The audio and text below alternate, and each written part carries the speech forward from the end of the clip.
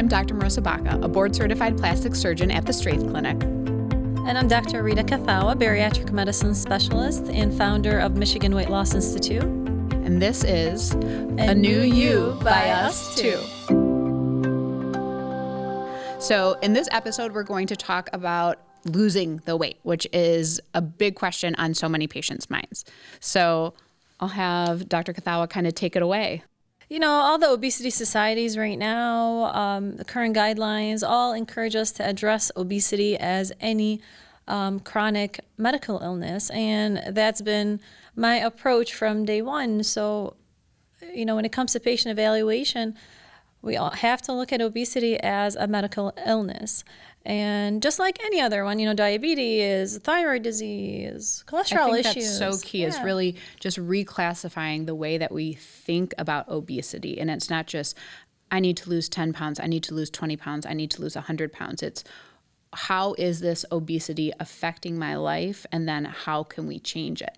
So what kinds of medical therapies or changes do you end up prescribing to patients when they're seeking medical weight loss? Yeah, so first step is always lifestyle modifications. We always start there. But to be honest with you, by the time patients see me and they're in my office, they've already tried years and years of lifestyle modifications. Maybe they've made some progress. Sometimes they haven't, but a lot of times they've made some progress, but they're still not where they need to be. They're hitting that wall and they're kind of at a loss of, what do I need to do to help me achieve my goals?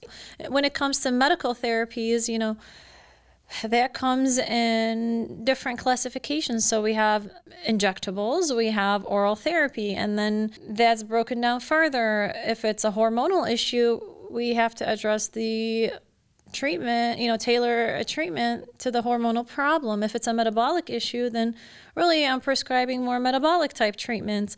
Say it's, you know, behavioral, like psychiatric, sometimes binge eating disorders and this type of, you know, hormonal eating, then really the treatment is different. You know, I try to tailor the therapy always to the underlying cause, and sometimes there's more than one. So sometimes some patients may have crossover of a hormonal aspect and, you know, a endocrine metabolic aspect too. Yeah, definitely. And, you know, sometimes I see one problem treated, but the resistance or the plateau that you mentioned comes from the second problem that's not diagnosed. I see a lot of that, Yeah, so it comes back to just that really comprehensive evaluation at the beginning to figure out what is holding this patient back, and then how can you change that? Yeah. So can you talk a little bit more about some of the classes of medications?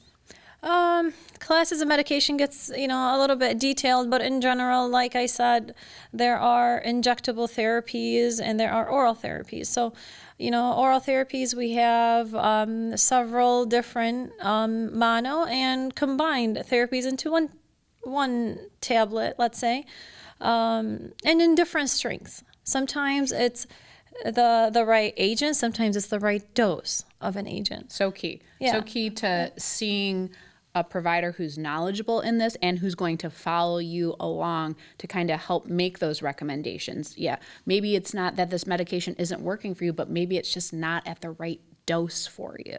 Exactly. And right now there's a lot of, there's a class of medications, in particular the GLP-1 agonist class of medications, that has gained a lot of popularity. Yes. And recent years and months. It's all over the place. Social media, just patients coming, asking me, Doc, what do you think about Ozempic? What about, what's this Saxenda business? How can I get Zepbound? Does my insurance cover it? So there's a lot of noise about this particular class of medication. So we can talk about it a little bit. And what category does that class of medication follow under? So this class of medications has a number of agents, some of which are short-acting formulations and some are longer-acting formulations. So that affects how quickly it wears off and injection frequency for the patient. Some are daily injections, some are weekly injections. Some we can stretch out a little bit longer than the company will tell you, actually. You may not need to do it every week, let's say. But for the most part, you got to talk to your doctor about that. But that particular class of medications, the way it works is actually not just one mechanism, 8 different mechanisms. So interesting. One of which is appetite suppression. And that's what the patient notices most. They feel their appetite is down. But really, that mechanism wears off first. And there are 7 other mechanisms that are really beneficial and I work with. Gotcha. And that's kind of what's working in the background to tweak some of that metabolic problem and to kind of get at some of that metabolic disease that patients might also be seeing as a benefit when they lose their weight. Absolutely. That's great. So, I see it a lot on my end where patients have had success with, working with you, working with their medication regimen, and then, they're now ready to reach their goals. I've had some patients who don't know where to start. And so when it comes to, looking at some of the medications, questions that I get from them are, I hear it's on shortage. Where can I find it? What do you tell patients when they come to you with that? Yeah, I mean, there's no secret that this stuff is hard to get right now. That is a well-known fact because there's a big demand and not enough medicine, not enough specialists. And, obesity right now, there's a pandemic, especially, in our country, it's a huge problem. There's millions and millions of people that suffer from this condition. Estimated 100 million Americans suffer from a weight So many issue. people. And it seems like this is maybe one of the most promising things that has come about in many years. And so the demand for it is just incredible. Yeah, the demand is incredible. There are a few companies that are, doing their best to catch up with production, but it's still an issue. Now, we do work very closely with those companies. I have reps in my office weekly. I try to stay on top of who has it, what dose is available, where does it go, how the processing and distribution happens on the pharmaceutical end. Normally, it's not something that us doctors deal with. We write a medicine, you get it from your pharmacy, but because of the demand, it is something that I try to be You're aware working of. hard to get it in your patient's hands. Yes. And so then where I see a lot of patients go to as an alternative is compounding pharmacies. What is your thought about the type of medication as at a compounding pharmacy as compared to some of the brand names that exist? I have to be a little bit careful about how I address this, but my take on it is the FDA data and studies and approval was not done on the compounded products. Sure. So the safety data is really not there. And shortage or no shortage, we really shouldn't be using a product because it's available if we don't know that it's safe, especially if it has side effects and especially if it has, some implications down the road. Sure. So there's a reason these medications are prescription only and not over the counter. You really should not be using them without direct supervision by someone who's very comfortable with these medications. So, Yes. so compounding, I don't use compounded products.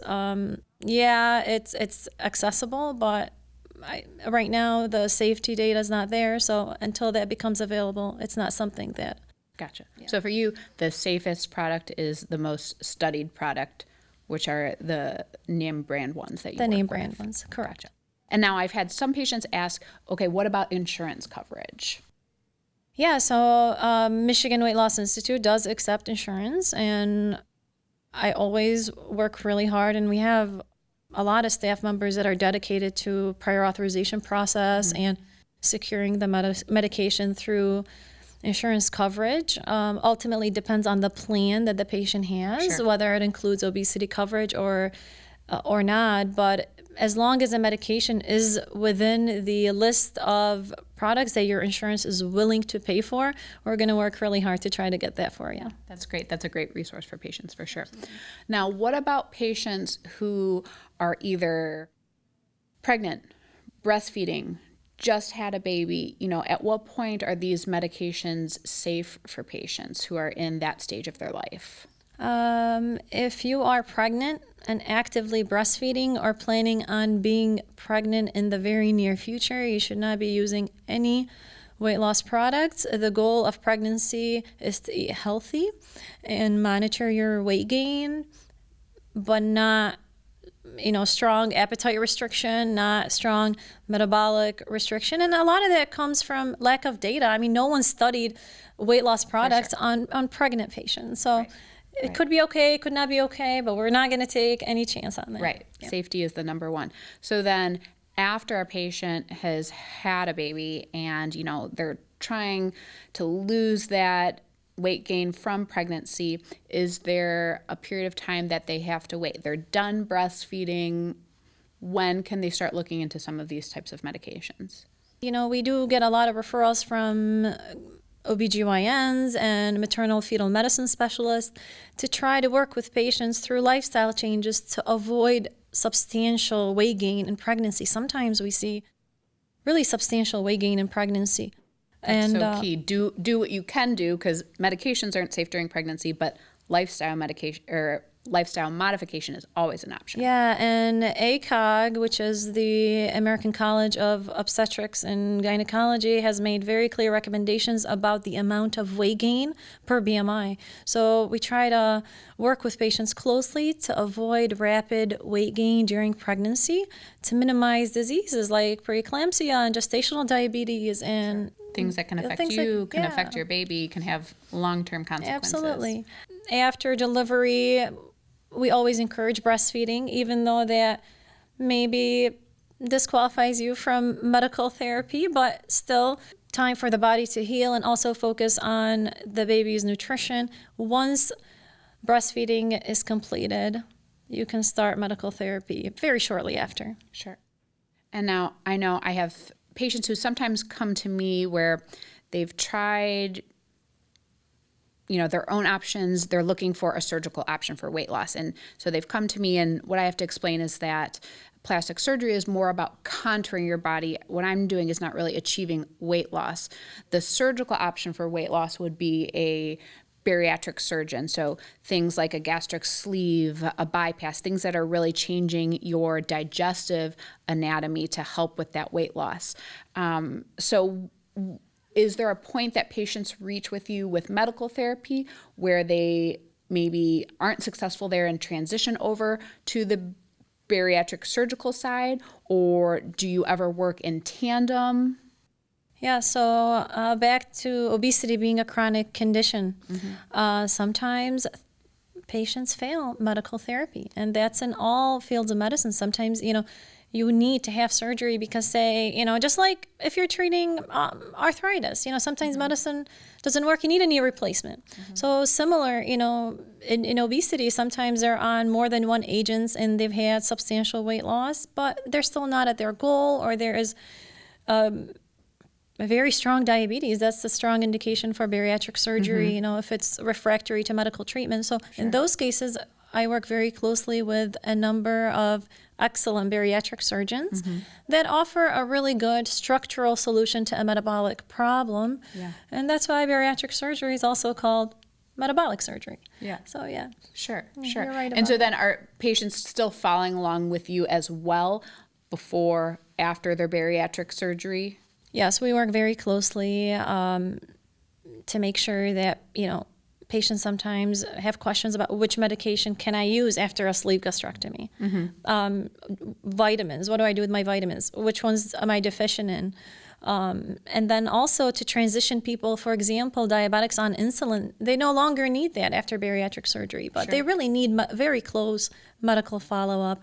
Once they're a little bit more stable, we see them less frequently, but in the beginning, yes, it's definitely a lot of interdisciplinary care between the bariatric surgeon and the bariatric medicine specialist, for sure. I imagine that helps with the longevity of it too. Yes. Maybe you started with medical therapy that got you so far.